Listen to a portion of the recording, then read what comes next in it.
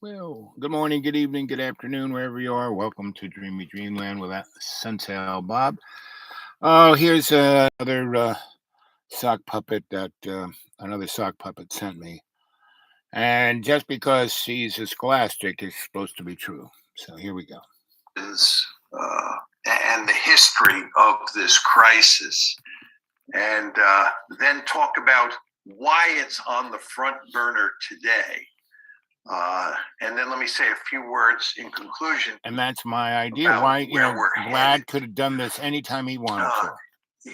The conventional wisdom back in 2000 in the West, this is certainly true when we in a needed place him. like Britain and the United States, is that Putin is responsible for this crisis. It's the Russians. It's the Russians. They're good guys and bad guys. And of course, we are the good guys and the Russians are the bad guys. Yep. This is simply wrong. Simply. The United States mainly, but the United States and its allies are responsible for this crisis. And I'd agree. Not Putin and Russia. But Russia is part of it. Why do I say that? Two to tango. Very important to understand that what the West has been trying to do. Hey, 99% of people with an IRA or 401k will not see this video, and they will has lose been their trying money. to do since 2008 is turn Ukraine into a Western bulwark on Russia's border. Well, we did it with Poland, and Latvia, that policy Estonia. had three dimensions to it. The first and most important is NATO expansion. So why didn't Vlad do something in in 08? Expand NATO 2014 to include Ukraine. And why didn't we include the Russia into element of the strategy was EU NATO. Expansion. So in other words, it was not why just didn't we NATO bring Russia into the EU? That was going to they have all the resources and include Ukraine. It was also EU expansion. And the third element of the strategy was the color revolution. And in the case of Ukraine, that was the Orange Revolution. And the idea was to turn Ukraine into a liberal democracy like Britain, like the United States. And not only a liberal democracy, but a liberal democracy that was allied with the United States. Because again, this is all part and parcel of a strategy that is designed. The strategy was designed in, a Western 90s, on Russia's border. 4. Now, as I said to you, the most important element we of won't the go 1 inch is NATO expansion. Read that book. And that's Not why the April 2008 Bucharest NATO summit. I mean, he's got all the dates, but he's not getting it right. Of that April this is a larger picture than just a unipolar America. Georgia and Ukraine, because along with Russia going down, so will America. They said this is going to happen, period. China. The Russians made it unequivocally clear India. At that point that is not going to happen. They drew a line in the sand. As you all know, there were two big tranches of NATO expansion. Okay, enough of that guy. I mean, he's just, blah, blah, blah, blah, blah, blah, blah. And, everything he's saying is relatively true, but it's taking the context out of it. We are looking at a, Mr. Global only taking over the planet, and the only way we can do that is to create ultimate chaos. And in every country, not just country against country, but within countries. And so here we are, going after, transgendered people, women, people of color, white men, abortion, environmental impact, global warming. I mean, all of these things are just to cause chaos. Not to say that they aren't there, not to say they aren't happening, but why are they manifesting now? And why, I'm not a fan of abortion. So why aren't all the Christian churches standing up and helping, first, to educate teenagers so not to have babies? Second, if they do, the church should help the mother take care of that child. That child should be part of community of a church, and that church should take care of that woman and that child for the rest of that child's, until that child's, 22. Are they doing it? No. Right? Well, they're saying, oh, it's, the fetus has rights, but once it's born, it's on its own, So, come on, you know.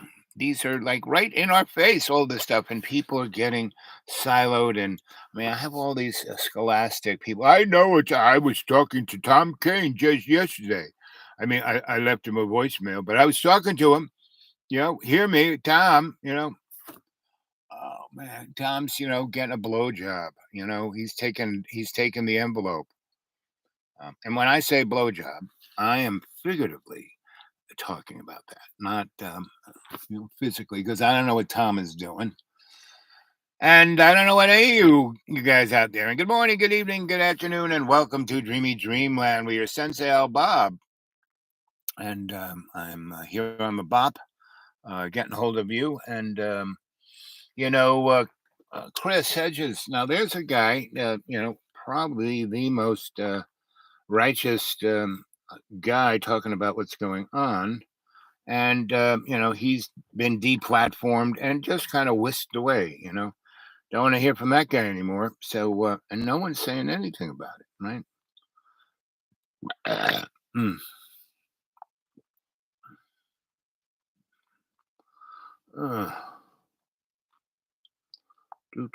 Do. So, I haven't seen anybody throw anything in the old PayPal. I sure could use it. Would really appreciate it. Love to see something in there.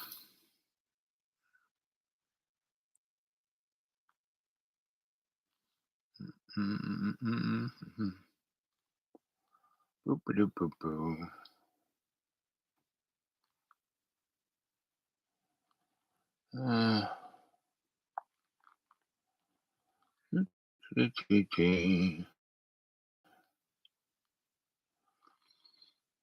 And democracy now is becoming more and more a there he is. Aaron using our. This is Democracy Now!, democracynow.org, the War and Peace Report. I'm Amy Goodman. We spend the rest of the hour with Chris Hedges, the Pulitzer Prize-winning journalist, who's just seen YouTube delete the entire archive of his Emmy-nominated television show On Contact, which he hosted for 6 years on RT America, a news channel funded by the Russian government that recently closed down. This comes as Britain announced Thursday new sanctions on 14 more Russian entities and people, including state media organizations behind RT and Sputnik, and some of their senior figures to target those who spread President Putin's what they called, quote, fake news and narratives. RT's deputy editor-in-chief, Anna Belkina, told Reuters, quote, with this action, the UK government has sounded the death knell for media freedom in Britain. Belkina said Britain had tried to silence both RT and WikiLeaks founder Julian Assange. For more, we're joined in New York by Chris Hedges, who is just back from London as a guest at the wedding of the imprisoned WikiLeaks Chris founder always Julian looks just a Assange little and his dour. partner, now wife Stella Morris. We'll talk more about that in a minute. But first, Chris, you wrote a piece headlined On Being Disappeared about having your RT show's archive completely deleted, saying, if this happens to me, it can happen to you, to any critic anywhere who challenges the dominant narrative. Chris Hedges, can you lay out what happened? There was no notice. There was no warning. There was no inquiry. It just vanished. It's not surprising. I think if you go back and look at the 2017 Director of National Intelligence report, 7 pages were devoted to RT, and while they accused RT of disseminating Russian propaganda, all the examples that they cited in that report were that RT was giving a voice to Black Lives Matter activists, anti-fracking activists, Occupy activists, third-party candidates, all of which was true. And so I think this was the culmination. We expected it. I was on your show, by the way, when they deleted Trump from the social media and vigorously opposed it, not because I ever want to read another tweet by Donald Trump, but because we don't want these opaque entities, and they know everything about us. The hidden hand. Them to wield this kind of censorship. What I didn't expect when I was arguing not to delete Trump from social media was that I would so quickly be one of the victims. So do you have any access to this archive? Through the RT.com on contact site is still up. I don't know how much longer, so we've copied them, so at least I'll have them. But no, off of YouTube, and you had hundreds of thousands of views for some of those shows. It's all gone. I want to stress that there wasn't one show on Russia. And the few times that we ever mentioned Putin or Russia was not in very flattering terms. I remember the great investigative journalist Al Narin using RT, I'm sure, on purpose to excoriate Russia for war crimes in Syria, but we broadcast it. This was a show that, if we had a functioning public broadcasting system, would be on probably late at night. I primarily interviewed authors. I'm an author myself, of course. I've written 14 books. And intellectuals that I admire, Cornel West, Noam Chomsky, Slavoj Žižek, and it was erased for its content. And not because it was Russian propaganda, but because it wasn't, but because there's been such a marginalization of critics of anti-imperialism, anti-capitalism. I'm a very strong supporter, very public supporter of the boycott, divestment, sanction movement, which of course I think was the key issue that saw my great friend Cornel West denied tenure at Harvard. The walls have just closed in, Amy, since I began as a reporter in Central America in the 1980s. There's less and less space. So there's a guy, and of all the, you can just feel the difference of sincerity and reality between that Scholastic and Chris, right? And everyone who says, "Oh, I know," blah blah blah, don't believe a word I say. I don't know squat. I am just your sensei Al Bob. I am your griot. I tell you stories that give you threads to take a look. So here's a little story. So I would, once upon a time, there was a hegemonic social structure that is reptilian nature and cuts straight to the third brain of our cerebral cortex, our reptilian brain, and it comes. It's like a antenna that receives the marching orders from the home state, right? And just like our pineal gland is the antenna for love's co-creation. So we are this creature, human mud puppet species, that we have both of these things in us, and we have been given free will and free reign. But that's why we live in a prison planet. We are stuck here until we work it out. And we're not going anywhere until we work it out. And all the Syria, Iraq, Afghanistan, Libya, Yemen, Somalia, and hundreds of other places where people are dying for no reason. This planet is an abundance of everything. But we are seeing the Ukraine-Russian motif is, the one that's being put straight in front of us, right on our TV screens. And, so you have to realize Russia is, Vlad was, colonel in the KGB during the Russian Empire. Russian Empire is just falling apart. It was unsustainable. When they had to go into Hungary, that was it. And that was pretty much the end of the Russian Empire. But it took years for it to fall apart. Cuban Missile Crisis was the end. And it was also the end of the American hegemony, right? Vietnam, end of American hegemony, right? Going into Iraq in 91, end of American hegemony. So we had to flex our muscle in little banana republics. That was the Iran Contra soap opera, and millions die, and a handful make money, right? And our COVID-19, people, the economy of the world gets disrupted. Um, Everyone is thrown under the bus and in the trash bin, but guys like Elon Musk and Jeffrey Bezos and flatulent, skinny penis, micro foreskin, they all made fortunes, billions of dollars in months. And again, if you have billions of dollars and they're in dollars, I mean, it's like toilet paper. So, I mean, we are off the cliff, and we are dropping like the World Trade Center did. It dropped faster than gravity. I mean, if you had put a bowling ball on top of the antenna on the whatever building had the antenna, North or South Tower, I'm not quite which. I think it's the North Tower. You stuck a bowling ball on there, and then that building started to fall. The bowling ball would have hit the pile of stuff about 20 seconds after all the stuff had hit the ground.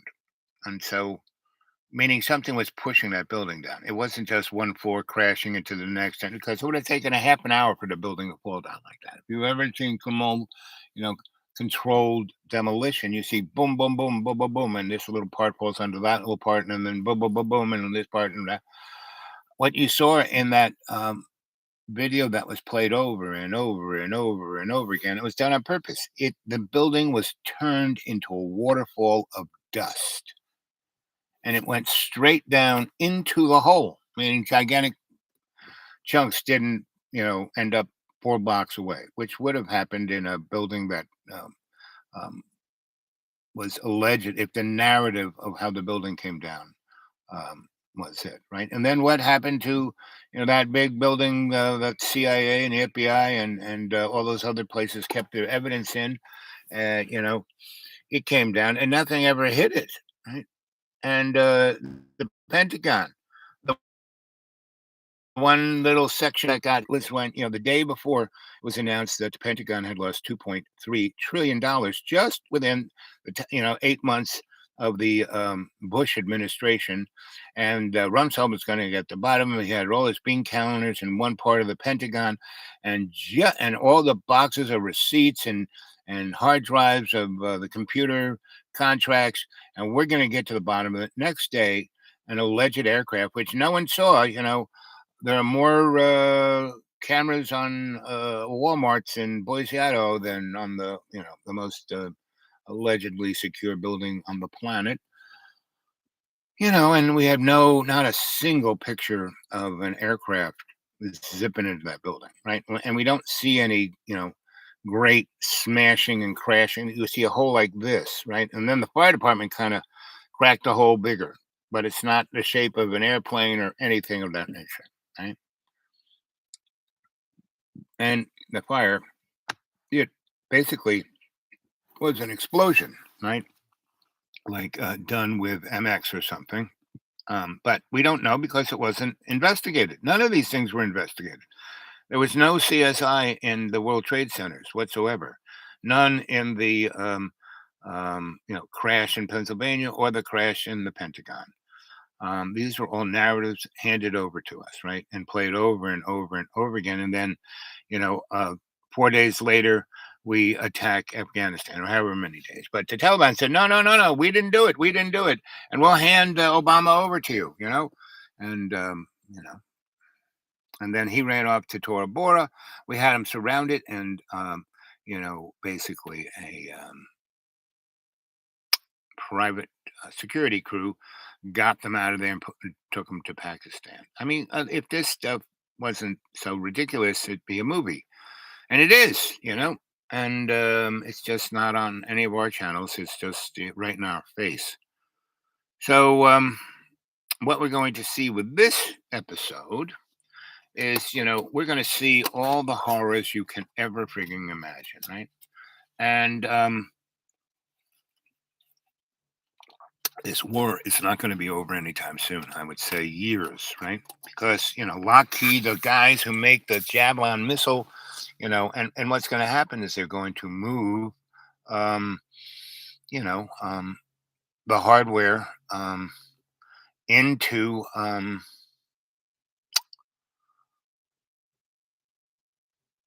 Ukraine, Western Ukraine. They'll put in Patriots and and they'll just show up on the doorstep one day, right? And A-10s will just be there on a trailer with a bow on it, and it'll say, "Oh, from your friends in wherever, but not America, not NATO, someplace else."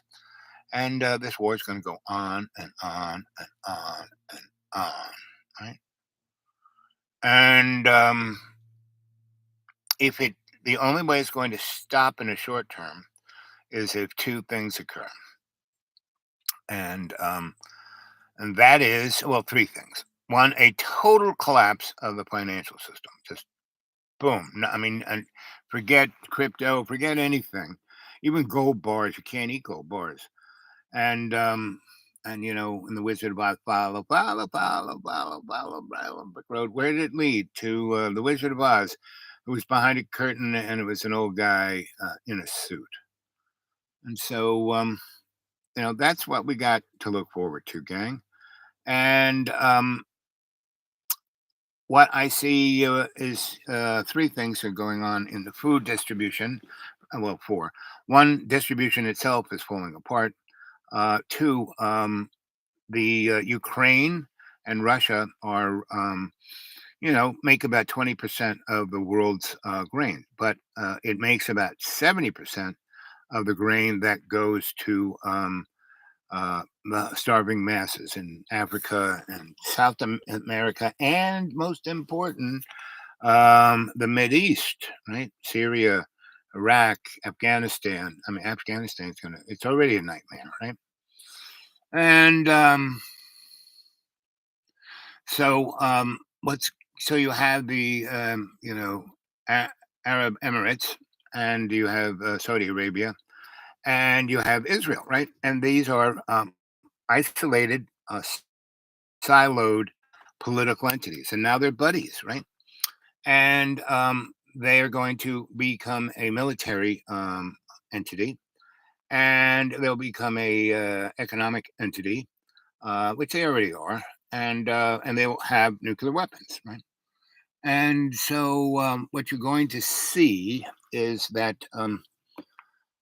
in Saudi Arabia, they have stockpile because those people don't work. Nobody in Saudi Arabia is working. There are no real employees. They got slaves. They got people in Philippines cleaning people's houses and driving vans and buses, and they're getting paid pennies.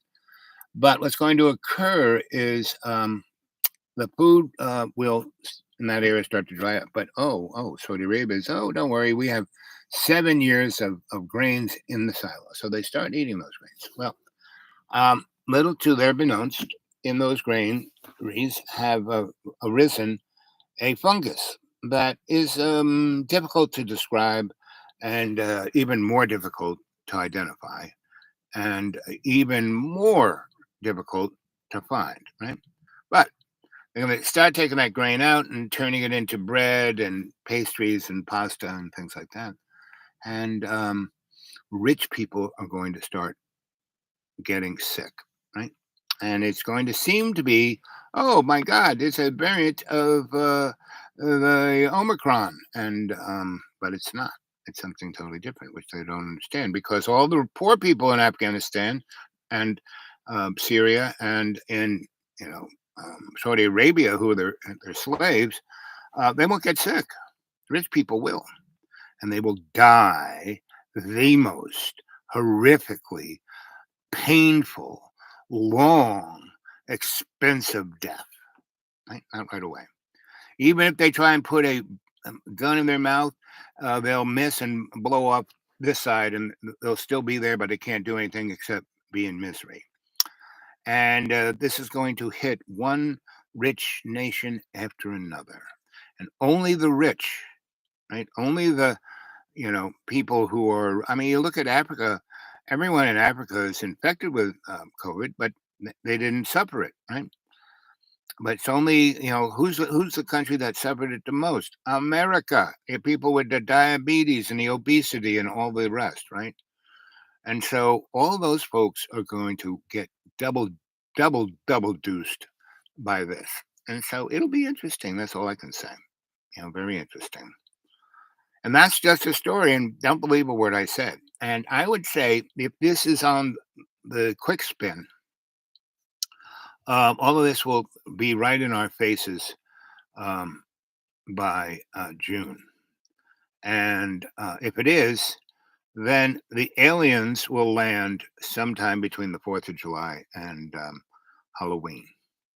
And in that period, the internet will go out. So there'll be no banking, no transportation, no sewage, no water, no light in America and in Europe and in all the rich places in the world. And in the poor places, it won't matter. They don't care. They don't have it anyway. So that's when the aliens will show up and say, listen, okay, you guys, we've been just watching and we don't want to really get involved, but you are our children. And so we're going to step in here, right? And they're going to show that, God didn't make us. They did. We're just their high school biology genetic experiment. So gang, that's a story. I'll tell you a story about a species that were really, really, really, really stupid. Anyway, so that's 26 minutes and something seconds, and no one's watching. And I got things to do, people to see, places to go. Let's see what these things are. Let's see if they play.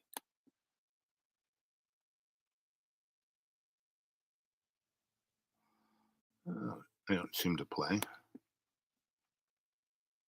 Oh, there we go. If you actually go into any bookstore in Israel and ask for the New Testament in Hebrew, they're going to look at you as if you fell down from the moon. And that's the situation. Nobody speaks of him, nobody knows of him. And that's been the case for the past 2,000 years because the rabbis are basically putting walls around the message of the gospel, around Jesus, so we don't know about him. But that is no longer the case anymore. We have changed the game because in the past 5 years, we started producing a lot of videos where we share the gospel, we answer rabbinic objections.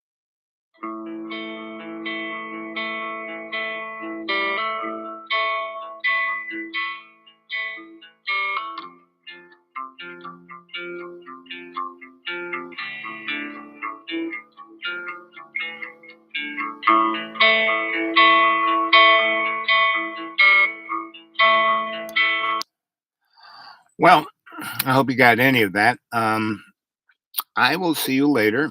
It's getting toasty in the bop. So I'm going to sign off here. I love you guys. Let's say a little prayer. Our Father who art in heaven, hallowed be thy name. Thy kingdom come, thy will be done on earth as in heaven. Give us this day our daily bread and forgive us our trespasses and forgive us our trespasses and forgive us our trespasses and forgive us our trespass who trespass against us and lead us not into temptation. But deliver us from evil, as was in the beginning, is now, ever shall be, world with amen. Love you guys. All you got to do is say that prayer and be, within the construct of conscious intent I am, conscious intent I am, conscious intent I am. Oh, and that intent is you doing your best, not trying, doing your best. Don't have to be perfect. Do your best. Conscious awareness I am, conscious awareness I am, conscious awareness I am. Oh. All that is you're 20 and you're 360. You're 20 is like you're on the CB. Hey, Bob, what's your 20? And you tell the person where you are at that moment. That's your 20. 360 is an awareness of what's going on all around you, right? So that is the story, right? So I'll talk to you later. I hope you're doing good, and I'll see you sooner rather than later, right? Okay, I'm gonna pop off here. Might come back, do another one this afternoon when it gets a little cooler. I don't know if it is. But anyway, love you, thinking of you, stay well.